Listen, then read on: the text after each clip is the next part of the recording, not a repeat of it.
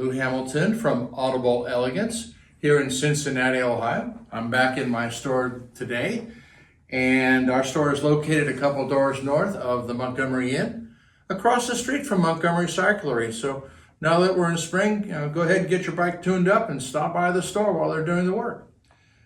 I thought I'd take the time today to discuss speaker cables, but not in the way you expect. I'm not going to get into theories, designs, arguments, and whether they work or whether they don't. I'm going to get into basic cable. Now, a cable should be copper that you can clearly see. And as you take a quick look at this, you can see this doesn't look like copper.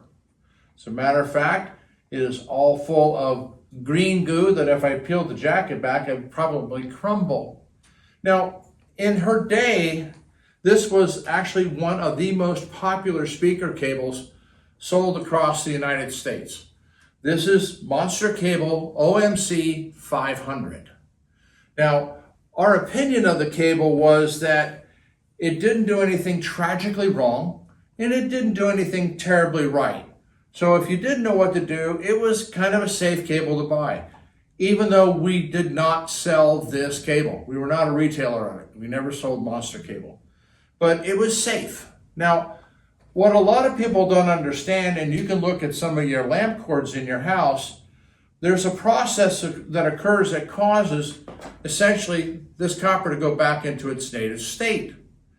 And because it's all green and such, it has a lovely series of resistors and diodes all through it, creating God knows what sort of performance. But the reason this occurred is that in order to make plastic clear, which made this so enjoyable because you see all these beautiful copper stripes all the way through it, and this was 12 gauge wire, you have to add chlorine.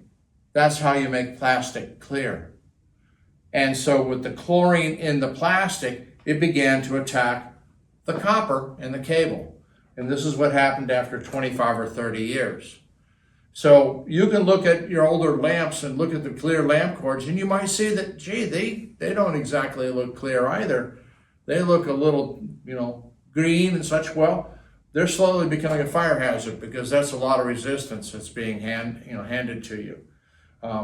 So while a clear cable looks pretty, it will, because of the chlorine in the plastic, begin to attack the speaker cable itself and basically turn it into junk. So if you started out with original Monster Cable OMC 500, and it was, as I said, a neutral purchase back then, we have plenty of cables here at Audible Elegance that are not clear and won't do this. And they're in all sorts of budget ranges. Your local dealer, wherever you are, in the States or the world, they have alternatives too.